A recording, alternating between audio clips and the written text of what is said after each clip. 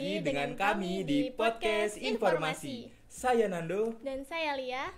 dan di sini kami kedatangan bintang tamu spesial yang menarik yang dimana kita akan membahas mengenai apa sih peran penting Diskominfo dalam menangani hoax. Oke, jadi dari judul tersebut kita bisa tahu nih siapa yang bakal jadi narasumber kita. Boleh perkenalan diri dulu, Bapak? Oh iya, terima kasih. Assalamualaikum dan selamat pagi apa siang ya? Siang. Pagi Boleh, menjelang ya, siang. Oke. Saya Abdillah Syafi'i. Saya adalah Peranata Humas Dinas Komunikasi dan Informatika Kota Samarinda. Itu jabatan saya. Ya tentunya tugas saya berkaitan dengan apa saja yang berhubungan dengan informasi kemasyarakatan. Baik, Pak. Oke, baik, Pak. Terima kasih, Pak. Jadi langsung saja, Pak. Ini yang pembahasan topik pertama kita yaitu tentang hoax di Indonesia, terutama di tahun 2024, Pak. Jadi kalian pasti sudah tahu kan apa itu hoax. Nah, jadi guys, semakin pesatnya perkembangan teknologi di Indonesia dan di dunia, semakin cepat pula penyebaran berita hoax dapat terjadi. Oleh karena itu, kami di sini bersama narasumber kami yaitu Bapak Abdullah dari Diskominfo Samarinda. Oke, jadi langsung aja nih, Pak. Kami ada beberapa pertanyaan nih dari kami dan juga teman-teman kami. Jadi yang pertama, Pak, apa sih tantangan utama yang dihadapi Kominfo dalam mengatur konten digital di Indonesia? Ya, tantangan itu banyak sekali ya. Apalagi di era modern ini, kemajuan teknologi juga begitu pesat sehingga tantangan kita itu sangat beragam.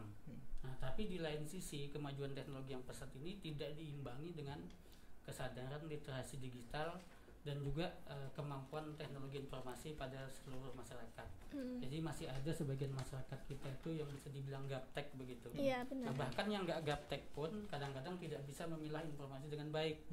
Nah, ini juga menjadi tantangan tersendiri. Maka oleh sebab itu Kominfo ini selalu berupaya untuk selain menyebarkan informasi positif yang menangkal berita-berita hoax, kami juga melakukan edukasi. Edukasi itu mulai dari tingkat pelajar, mahasiswa, bahkan sampai ke masyarakat. Nah, makanya Kominfo itu punya binaan namanya KIM. KIM itu Komunitas Informasi Masyarakat. Nah, yang namanya komunitas itu ya berbagai macam hal, dari komunitas pedagang sayur, komunitas petani, peternak. Pokoknya kelompok-kelompok itu kita berdayakan dalam rangka pemberdayaan masyarakat supaya mereka ekonominya juga meningkat di satu sisi, dan di lain sisi kemampuan literasi digital mereka bisa mengantisipasi kemajuan zaman dan tidak termakan oleh berita-berita palsu atau hoax gitu ya. Iya, benar. Oke. Lanjut nih, Pak. Kira-kira ada nggak sih, Pak, strategi khusus dari Kominfo dalam menangani berita hoax yang ada di media sosial, Pak? Ya, saya tidak hafal semuanya ya, tapi sepengetahuan saya itu beberapa hal yang utama yang selama ini dilakukan Kementerian Kominfo. Pertama, melakukan edukasi. Nah, edukasi ini baik itu melalui sosialisasi tentang hoax, itu kami sudah lakukan ke berbagai macam strata masyarakat, terutama pelajar dan mahasiswa ini terutama, dan termasuk juga tadi kelompok informasi masyarakat tadi. Kami juga melakukan pelatihan digital. Jadi kalau adik-adik ini mau ikut pelatihan, itu banyak tuh pelatihan gratis. Cari aja di internet, Digitalen namanya. Ada lembaga pelatihan milik Kementerian Kominfo itu namanya Digitalen. Itu aplikasinya juga ada di Play Store, bisa diakses.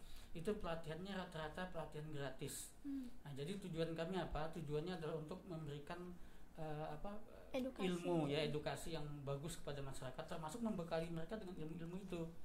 Nah, itu pelatihan untuk semua masyarakat, untuk kalangan usaha ada, untuk pelajar ada, untuk mahasiswa ada, untuk orang-orang yang baru lulus kuliah juga ada. Itu untuk membantu mereka untuk mendapatkan pekerjaan yang layak. Karena jujur saja kan sekarang orang berlomba-lomba untuk meningkatkan kualitasnya kan. Iya, jadi ijazah saja ternyata tidak cukup. Sama-sama punya ijazah nih, IP-nya sama-sama 4. Tapi yang satu pintar IT, yang satu tidak, kan orang pasti akan pilih yang pintar IT.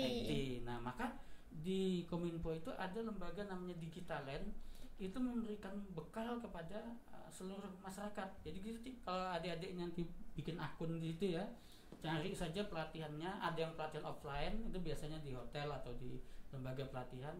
Ada juga yang online, kalau nggak punya waktu, misalkan berbenturan dengan sekolah dan lain sebagainya, ada pelatihan yang online juga, dan itu akan mendapat sertifikat keahlian sesuai dengan bidang yang adik-adik pilih. Ada desain grafis, ada ya pokoknya macam-macam lah. Nah, saya sendiri salah satu instruktur di Digitarin tersebut. Dan untuk saat ini saya menjadi trainer di bidang digital public relation, itu khusus untuk untuk pemerintahan biasanya. Dan yang kedua, analis kota cerdas atau analis smart city. Nah, saya sendiri memiliki sertifikasi dua bidang ini untuk mengajar. Dan banyak adik-adik sekaliannya, banyak masih keahlian-keahlian yang bisa dipelajari di situ, termasuk analisa data dan sebagainya. Itu satu. Yang kedua, selain juga kami melakukan penyuluhan ke sekolah-sekolah, kami juga melakukan pemantauan. Jadi di Kominfo itu ada bidang persandian, itu ya anggaplah intelijennya sipil lah gitu ya, bukan militer atau polisi. Jadi intelijennya pemerintah, dan tujuannya bukan untuk menangkapi masyarakat, bukan. Ini berkaitan dengan isu-isu yang berkembang di masyarakat. Terus kami juga tim manajemen krisis juga punya. Nah, tim manajemen krisis ini juga sifatnya memantau informasi di masyarakat. Jadi kalau ada orang Kominfo kerjaannya main HP, main gadget, itu belum tentu main, bisa saja kerja. Nah, saya sendiri hampir 3 tahun di bidang itu ya. Kadang-kadang keluarga itu salah paham, kok main HP terus, padahal enggak, saya kerja. Saya memang punya tugas untuk memantau isu di masyarakat. Ya kalau dalam konteks kita Kalimantan Timur ya mungkin memantau apa sih yang sedang ramai di Busam atau di grup-grup ini. Nanti itu kita bikinkan laporan setiap minggunya. Biasanya kami kalau waktu zaman saya yang memimpin kemarin, saya melakukan rapat tuh setiap Jumat. Jadi isu satu pekan itu kita bahas Jumat.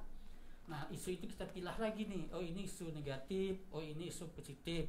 Kalau negatif ini masuk yang kategori perlu direspon apa tidak?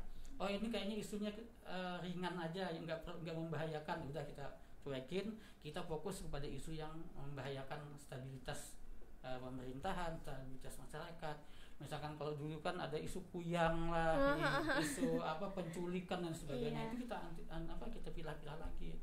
Nah, lalu isu positif juga kita ambil. Jadi tidak hanya isu negatif, isu positif. Oh, ternyata ini pembangunan teras Samarinda misalkan, ternyata mendapat sambutan positif masyarakat. Nah, ini nanti setelah kami di tim manajemen krisis ini menganalisa itu, kami membuat rekomendasi. Rekomendasi ini disampaikan kepada atasan kami, baik itu kepala Diskominfo maupun kepada Bapak Wali Kota dan Wakil Wali Kota. Rekomendasinya apa? Oh, misalkan isu ini positif Pak, ini perlu ditindaklanjuti. Misalkan masyarakat sudah persepsinya positif nih terhadap Taman Samarinda atau terhadap teras Samarinda. Nah, apa sih rekomendasi kita? Oh, mungkin Pak, kami punya masukan dilengkapi fasilitas ini supaya masyarakat merasa lebih nyaman. Nah, itu termasuk tentunya isu negatif yang kita antisipasi adalah hoax itu. Nah, itu lalu ada juga antisipasi kami dengan membuka layanan-layanan online. Layanan online melalui misalkan layanan pengaduan span lapor. Misalkan span lapor itu layanan untuk pengaduan isu yang ada di masyarakat dilaporkan ke pemerintah, nanti pemerintah akan mengatasi. Dan bisa juga melalui media sosial pemerintah kota itu. Itu untuk tingkat kota ya. Untuk nasional lain lagi. Itu. Baik, Pak. Jadi Pak, pernah nggak sih Pak ada pelaku pembuat atau penyebar berita hoax di Samarinda, Pak? Alhamdulillah ya, Samarinda ini termasuk daerah yang pengkonsumsi hoax, bukan pembuat hoax ya. Ada satu dua dan itu jarang sekali terjadi. Tapi semuanya alhamdulillah tidak ada niat jahat mereka sebenarnya. Mereka rata-rata hanya salah dalam menginterpretasi suatu kejadian, atau mereka hanya menyebarkan yang sudah dibikin di nasional gitu. Nah, misalkan contohnya ketika zaman Covid dulu ya, itu kan ketika Satpol PP razia kemana-mana yang sifatnya himbauan ya, bukan pemaksaan sebenarnya, himbauan menggunakan masker, sifatnya masih sosialisasi. Tapi tiba-tiba ada beredar di media sosial katanya didenda, dimintain uang karena tidak pakai masker atau sebagainya. Nah, ternyata setelah di cross check ternyata info itu tidak valid. Tidak ada denda. Itu hanya sosialisasi bahwa dianjurkan memakai masker. Kalau tidak memakai masker nanti mungkin belum karena masih sosialisasi. Bisa saja nanti akan mendapat denda kalau ada aturannya kan. Dan itu aturan belum diterapkan. Nah, tapi rupanya yang mendengar info dari saudaranya ini langsung posting di media sosial. Iya. Akhirnya apa yang terjadi? Heboh lah. Maka pemerintah pun dihujat oleh netizen. Iya, benar. Kemudian ya diklarifikasi. Alhamdulillah kasus ini ternyata tidak sampai ke ranah hukum ya. Karena kita juga pemerintah tuh tidak kejam begitu juga. Kalau sifatnya sosialisasi ya kita adakan pembinaan dulu. Karena bagaimanapun juga kalau masyarakat itu belum memahami berarti ya kita tidak langsung menyalahkan masyarakat. Mungkin kita yang masih kurang sosialisasi. Nah, tapi tetap edukasi kita berikan bahwa hati-hati menyebarkan informasi kalau kita belum tahu yakin kebenarannya. Ya. Kira-kira ada nggak sih Pak yang pernah ngelapor gitu ke pihak Kominfo atau ke pihak berwajib kalau misalnya dia ini kayak, wah ini bisa ngerugiin saya nih, ini berita ini tentang saya, ini bisa ngadu domba saya sama orang lain gitu, ada nggak Pak? Ada, tapi alhamdulillah saya katakan tadi di Samarinda termasuk kasus yang jarang ya, jarang terjadi. Tapi sejauh ini kalau yang melapor ke kepolisian kami tidak tahu ya. Tapi kalau yang melapor ke Kominfo sejauh ini masih kita selesaikan secara kekeluargaan. Dan memang kebanyakan itu hanya salah persepsi dan kurang klarifikasi terhadap info yang dia terima. Orang itu kan punya kecenderungan begini. Kalau dapat info menarik tuh, aku harus duluan nih bagikan. Jangan sampai yang lain keduluan yang lain. Sebenarnya buat bangga-banggaan aja kebanyakan itu. Oke Pak. Jadi kan kita juga agak bingung Pak. Misalnya saya nih sebagai pembaca, itu tuh bagaimana sih Kominfo tuh bisa mengetahui bahwa berita itu hoax atau palsu dan berita itu benar gitu Pak? Kalau untuk kami di Kominfo kota ya atau daerah lain, sebenarnya dalam menyeleksi hoax itu bukan kapasitas kami. Kami hanya sebatas menyampaikan informasi ke pusat tentang apa-apa nih isu yang berkembang yang sensitif. Nah, nanti ada tim memang dari pusat yang khusus untuk meng-cross check itu. Karena meng-cross check sebuah informasi itu hoax atau bukan juga tidak gampang. Kita membutuhkan tracking, ini sumbernya dari mana, ya kan? Terus info yang disalahpahami. Jadi begini, hoax itu secara global ya, saya katakan ada dua jenis. Satu, informasi bohong, itu gampang kita cek kan, itu bohong apa enggak.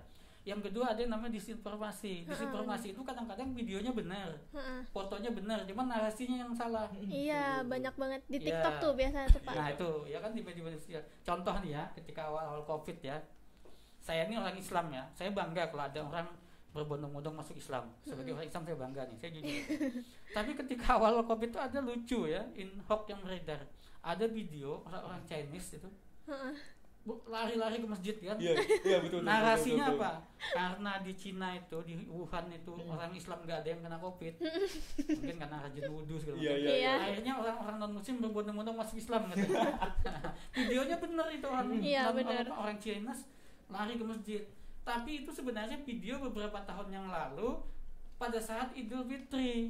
Yang memang kan di China, di Amerika kan orang Islam banyak juga kan. Video ketika orang Islam ini buru-buru ke masjid itu di-share tapi dengan narasi yang dihubung-hubungkan dengan mu'alafnya ribuan orang Muslim. Padahal gak ada hubungannya itu. Iya, yang begini yang sering kali menipu masyarakat. Atau misalkan ketika ada preman tawuran ditangkap. Nah, lalu muncul isu inilah pasukannya siapa begitu. Kan yang sering kena fitnah tuh Pak Jokowi misalnya. Pasukan berarti matinya Jokowi ditangkap karena ingin membunuh ulama. Padahal nggak ada itu. Pak Jokowi aja akrab dengan ulama ya kan, dengan habaib. Tapi ya isu-isu seperti ini sering kali terjadi. Atau sebaliknya umat Islam misalkan karena kita mayoritas, mungkin ada ya dari luar sana mungkin ya sekali lagi ini kan dugaan. Biasa saja mengadu domba umat beragama. Dibilangnya ada umat Islam sedang latihan bela diri, ini dibilang pasukan berani mati mau membunuh non muslim misalkan. Atau sebaliknya, ini Laskar Kristus mau ya. Artinya kita tuh hati-hati dengan info-info yang seperti ini, terutama yang tadi antara video atau foto berbeda narasinya dengan kenyataannya. Ini yang paling susah dibedakan. Dan masyarakat sering tertipu dengan ini. Saya sendiri mengalami ini ya, ketika dulu anak saya sekolah di salah satu sekolah di Samarinda. Saya kan ikut grup komite nih.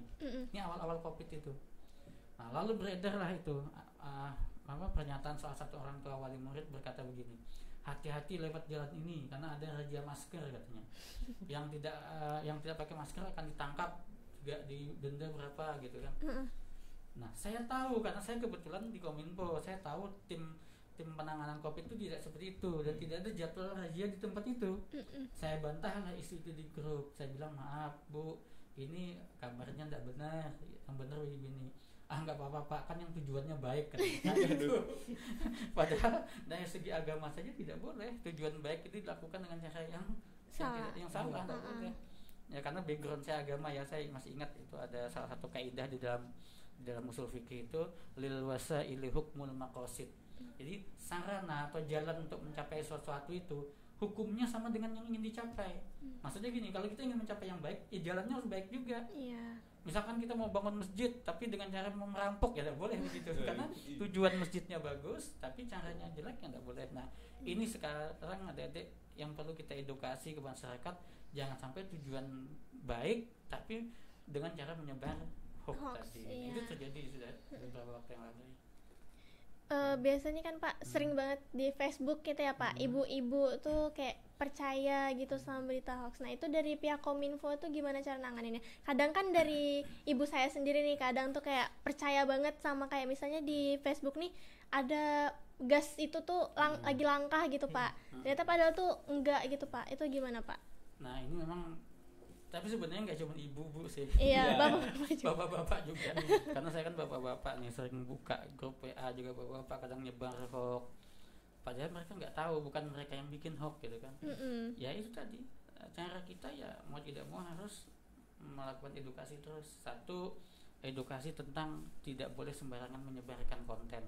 Kalau perlu takut-takutilah dengan undang-undang UU IT itu. Nah, misalkan ibunya atau bapak kita, Pak jangan sembarangan Pak, ini ada undang-undangnya, kalau ini nggak benar nanti kita kena tuntut Pak gitu. Walaupun pemerintah tidak sekejam itu juga kan, faktanya sampai saat ini kan dari berapa juta manusia kan berapa orang sih yang kena undang-undang UU IT itu kan banyak juga sebenarnya. Tapi itu yang kedua ini yang perlu dilakukan adalah kalau di pihak Kominfo ya, memberikan ini tempat klarifikasi. Jadi kita ada beberapa website, kalau kita ketemu info di mana di media sosial, kita konfirmasi ke website itu, cari biasanya ada itu. Nah, website Kominfo ada, website saya tidak hafal namanya, sebenarnya Turnback Hoax itu ada. Banyak setiap website nasional juga ada tuh, misalkan SCTP, website Liputan 6 dia juga punya itu fitur itu untuk mencari hoax itu. Atau cari di Google aja deh, ketik isunya benar apa tidak, ketik aja begitu biasanya muncul itu jelasan. Seperti dulu pernah kan ada isu jangan makan buah kalengan dari Thailand. Karena di Thailand itu banyak orang kena air, darahnya ditetesin ke dalam.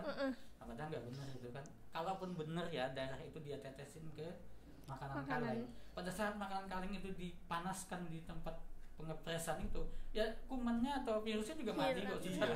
Dia kan hanya bisa hidup virus air itu di cairan tubuh kan, cairan kelamin dan ya darah kan itu. Kalau udah masuk ke tempat yang dimasak segala macam, disterilkan enggak berkembang juga. Kalaupun benar, apalagi itu katanya tidak benar. Yang penting persaingan bisnis lah ya. Oke, kita lanjut ke topik yang kedua ya Pak, tentang pilkada. Jadi kan di pilkada ini ramai sekali kan Pak, apalagi pilkada ini sebentar lagi itu akan terjadi gitu Pak. Pasti kan banyak sekali berita hoax yang tersebar luas. Nah, jadi pertanyaan kami Pak, bagaimana sih cara pihak Kominfo melakukan pencegahan terkait hoax tentang pilkada? Oke. Pertama sebelum saya jawab itu ya, saya mau kasih info dulu bahwa alhamdulillah hingga hari ini kalau untuk pilkada di Kalimantan Timur maupun Samarinda, hoax hampir tidak ada, masih belum ada. Kalaupun adik-adik lihat di media sosial itu hanya perdebatan yang membawa interpretasi dan emosi saja. Misalkan nih calon A mengajukan program ini, dibantah oleh calon B, program itu nipu, program itu tidak masuk akal. Itu kan hanya interpretasi, tidak menuduh yang yang sifatnya fakta. Atau sebaliknya nih, yang calon lama incumbent dituduh katanya ingin melanggengkan kekuasaan macam-macam. Itu kan yang sifatnya sekali lagi opini dan interpretasi, tidak masuk, masih belum kategori hoax, kecuali nanti ada berita-berita palsu. Nah ya kan itu sudahlah bisa kita kategorikan hoax. Untuk saat ini alhamdulillah pilkada di Kalimantan Timur, Samarinda, sepanas apapun perdebatannya saya melihat belum adanya hoax. Tapi tentunya ini kan klaim kami dari Kominfo ya. Kalau memang anggota masyarakat atau adik-adik pelajar ada yang menemukan hoax itu, ya silakan laporkan ke Kominfo. Nah, Kominfo sendiri dalam hal ini sama saja dengan masalah-masalah lain, tidak hanya pilkada. Kami punya tim tadi tuh, tim ada persandian, ada tim manajemen krisis, ya kami hanya memantau lewat itu. Kalaupun nanti ada info yang kami curigai sebagai hoax, Kominfo Samarinda pun tidak bisa memutuskan itu, karena kami punya tim dari pusat ya yang memang untuk mengecek itu. Karena mereka yang punya peralatan lebih canggih, mereka juga punya kompetensi dan wewenang untuk itu. Kami di Samarinda itu hanya menyampaikan hasil kajian-kajian dari tim itu. Tapi kalau masukan, kami memberikan masukan karena kami juga punya tim untuk melakukan identifikasi ke lapangan, tapi tidak untuk memutuskan ini hoax apa tidak. Tapi yang jelas antisipasi kami ya terus melakukan sosialisasi melalui berbagai macam cara. Tadi saya bilang melalui edukasi, melalui kerjasama dengan kelompok masyarakat. Jadi Kominfo itu jangan heran, walaupun kita bidangnya IT dan informasi, kita juga membina seniman, kita juga membina pedagang, UKM. Kenapa? Karena itu adalah jalan-jalan informasi kita, baik informasi dari pemerintah ke masyarakat maupun kami menyerap informasi dari masyarakat untuk masukkan ke pemerintah. Dan ini yang perlu saya tegaskan supaya jangan takut. Masyarakat kalau ada info jangan takut mengadukan ke Kominfo. Karena Kominfo ini bukan aparat penegak hukum ya, tapi aparat yang mengkaji situasi dan kondisi. Seperti saya katakan tadi, kita punya tim manajemen krisis. Itu misalkan kita melihat ini di sini ada potensi kejahatan. Kita tidak melakukan tindakan, kita hanya memberikan informasi ke yang berwenang, misalkan Pak Wali Kota atau Pak Kepala Dinas tertentu, supaya ini diantisipasi begitu. Jadi tidak usah takut mengadukan ke Kominfo. Apalagi kalau yang diadukan ini memang benar kejadian. Jangan juga ngadukan tapi bohong. Kalau bohong kan itu memang lain lagi ceritanya. Berarti dialah si penebar hoaxnya itu. Itu hati-hati juga. Ngomong-ngomong tentang kita mau mengadukan hoax itu di mana Pak, kalau boleh tahu? Ya tadi saya bilang bisa melalui website itu. Kita kan punya website Tunback Hoax tadi. Kita juga punya situs Span Lapor, nama SP4 Lapor. Yaitu situs untuk ketik aja di Google Span Lapor begitu ada. Itu juga untuk pengaduan. Bisa juga pengaduan melalui media sosial pemerintah Kota Samarinda. Nah, kebetulan di Kominfo itu ada program namanya Sigap Medsos. Jadi kita ada tim yang memantau selalu di medsos itu masukan. Jadi kirim aja inbox ke medsosnya Pemkot, apakah itu Facebooknya atau Instagramnya, ya itu bisa nanti akan ditanggapi. Yang penting infonya jelas. Kalau misalkan masyarakat ingin menginfokan yang di luar hoax nih ya, misalkan di daerah sini ada keluarga miskin tidak terurus, kirim fotonya, kirim lokasinya di mana.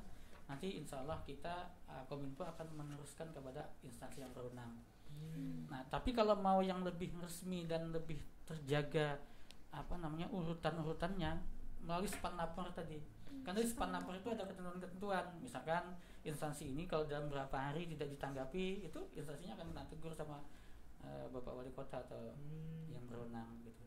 Jadi kita pemerintah ini terutama Kominfo yaitu sudah bersinergi antara instansi dan itu melaksanakan ini betul-betul serius. Jadi tidak usah takut masyarakat melaporkan sesuatu. Yang penting tadi jangan memfitnah gitu kan. Kalau memang beneran ya enggak apa-apa. Atau misalkan di lingkungan adik-adik misalkan ada orang buka tempat hiburan mengganggu masyarakat dan tidak ada izinnya, laporin aja misalkan seperti itu. Makanya kita masyarakat Pak terganggu, ya sudah laporkan. Nah, mungkin alangkah baiknya ada dia lapornya ke RT dulu kan. Tapi kalau RT-nya nggak tanggap juga ya nggak apa-apa. Karena sekarang ini ada undang-undang keterbukaan informasi ya. Jadi setiap instansi pemerintah itu dia wajib menyampaikan informasi yang bersifat publik. Sampai-sampai ke masalah anggaran, kamu mau bikin apa, instansi ini dia punya program, itu masyarakat harus tahu. Kalau dipasang pelangnya. Kenapa? Karena masyarakat ini berhak untuk mengetahui dana yang dia bayar lewat pajak lah, ini buat apa sih? Ya kan? Apa dikorupsi gitu kan? Nah, itu. Jadi masyarakat harus kritis ya. Tapi sekali lagi saya bilang tadi, gunakan cara-cara yang legal. Jangan tebar hoax di media sosial. Atau benar sekalipun kalau diumbar di media sosial kan ujungnya caci maki, ya kan? Ujungnya kebencian. Substansi daripada yang ingin disampaikan jadi hilang nanti. Nah, pemerintah kan udah nyiapin salurannya nih melalui SP4 Lapor tadi. Pokoknya ketik aja di Google tuh Span Lapor atau SP4 Lapor. Itu ada itu nanti. Kalau mau praktis ke medsosnya Pemkot. Tapi inboxnya jangan di komentarnya. Karena komentarnya nanti ketutup atau jadi pemancing isu yang baru. Untuk sosialisasi nih Pak, apakah cuma di kota aja atau ada di daerah pelosok-pelosok gitu? Kadang kan emang yang di daerah pelosok-pelosok nih kurang tahu nih Pak, apalagi kadang kalau misalnya ada informasi yang beredar di media sosial itu terhalang oleh susahnya sinyal di sana nih Pak. Kebetulan Samarinda ini alhamdulillah hampir semuanya sudah hampir tidak ada lagi blank spot ya. Nah, jadi ada beberapa tempat seperti di Berambai, di apa namanya nih, Bayur, itu yang ke dalam. Tapi kami dari Kominfo dalam beberapa waktu kemarin sudah membuat wifi gratis di beberapa tempat itu. Momennya ini ketika kemarin COVID kan anak-anak pada belajar susah lewat online, itu Kominfo sudah membangun di beberapa titik itu, di titik black spot itu yang di pinggiran kota itu sudah kami bangunkan tempat-tempat wifi gratis, dan alhamdulillah sampai sekarang masih berjalan itu, dan hampir tidak ada, saya tidak tahu detail nih, tapi saya yakin nggak ada, sudah di Samarinda semua sudah terjangkau jaringan internet, sehingga informasi baik dari pemerintah ke masyarakat maupun masyarakat ke pemerintah itu sudah berjalan. Nah, sosialisasi bagaimana? Memang kami jujur saja sosialisasi belum sampai sejauh itu ya, karena kan banyak daerah pinggiran ini banyak.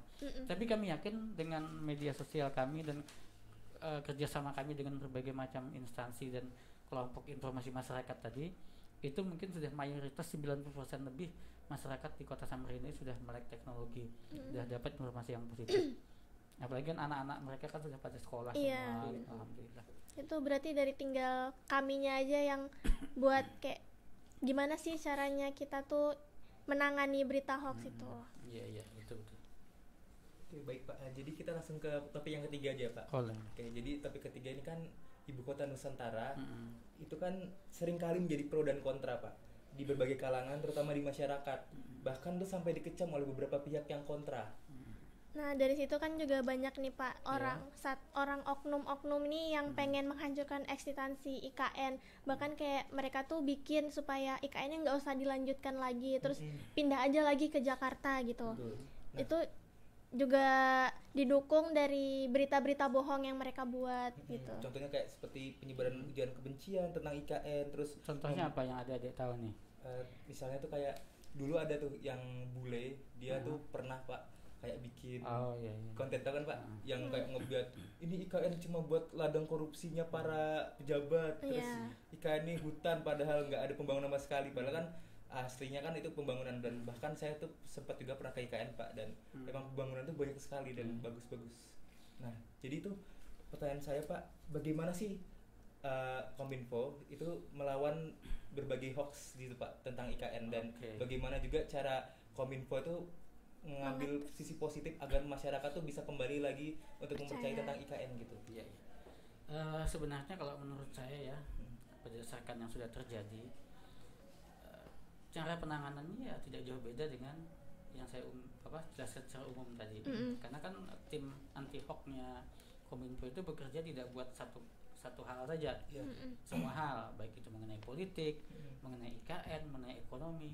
Nah, dan ini sudah berjalan ada ya. Lalu yang kedua, contoh bukti bahwa ini sudah berjalan juga seperti yang orang bule bikin konten itu kan, katanya bikin kontennya bukan di IKN itu, tapi di Jawa Barat sana ya kan, dengan background perumahan di sana, seolah-olah dia di IKN. Nah, itu jelas itu hoax ya. Itu narasi maupun videonya semuanya hoax. Nah, itu kan bisa ditindak kan, artinya bisa diantisipasi sudah.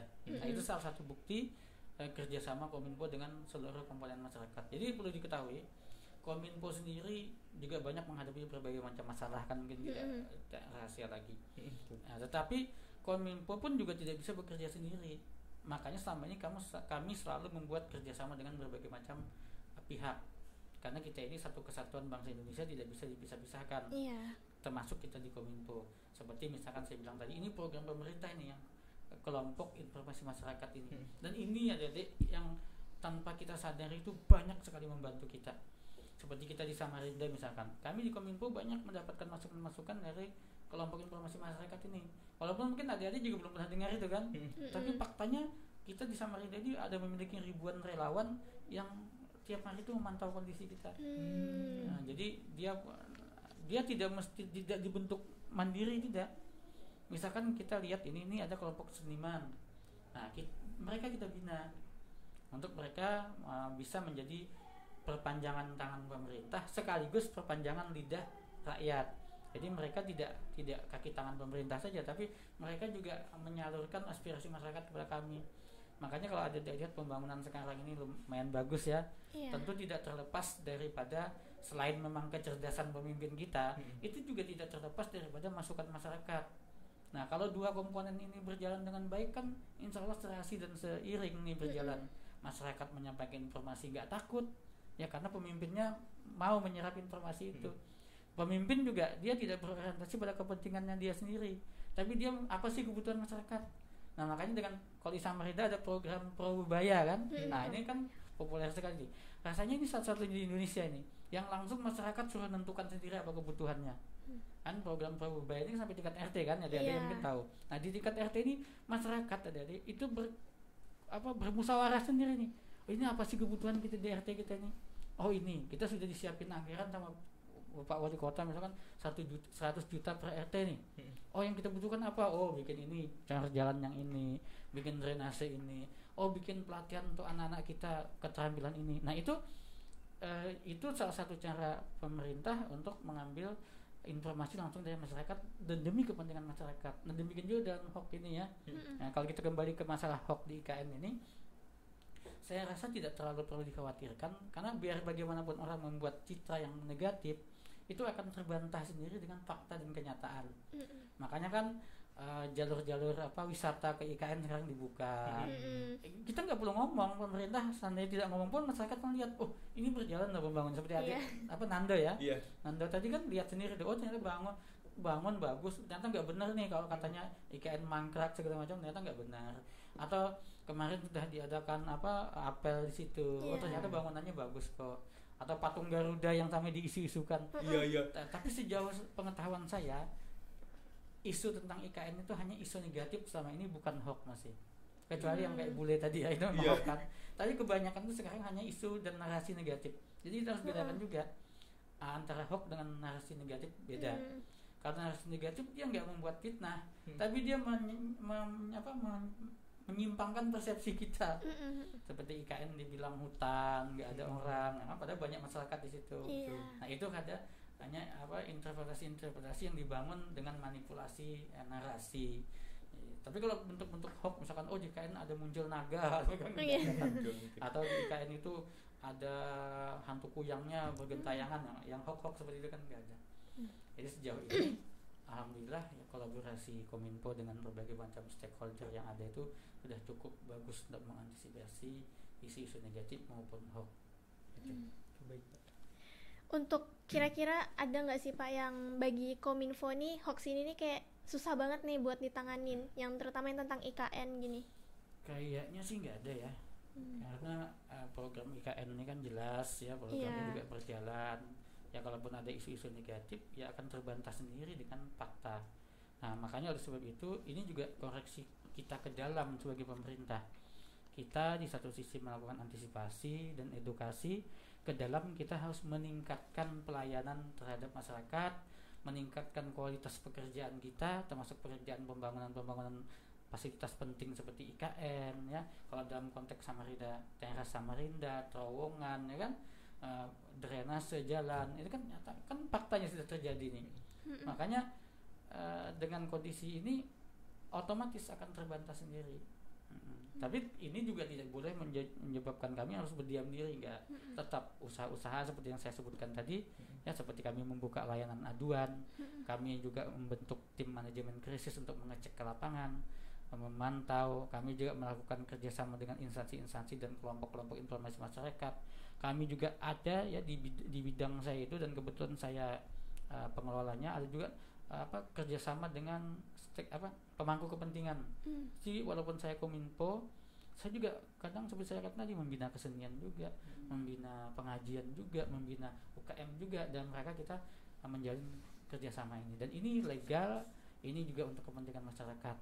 Nah, termasuk tadi terlepas dari semua kegiatan itu, kita juga membuat channel-channel pengaduan. Nah, jadi sudah lengkap semua sisi kita lakukan, ya tinggal kerja keras kami selaku pemerintah dan respon positif masyarakat yang masih ingin kita ini damai dengan memberikan masukan-masukan yang positif. Oke, terima kasih kepada Bapak Abdillah atas penjelasan-penjelasannya. Oke guys, jadi dari penjelasan Bapak Abdillah tadi ini kita jadi tahu kan ya kalau misalnya penyebaran berita hoax di Indonesia nih masih banyak banget. Oleh karena itu Kominfo dan kami Gemas Project bisa menjadi salah satu pilihan sebagai sarana pembelajaran buat kalian nih tentang gimana sih caranya mencegah penyebaran berita hoax. Oke.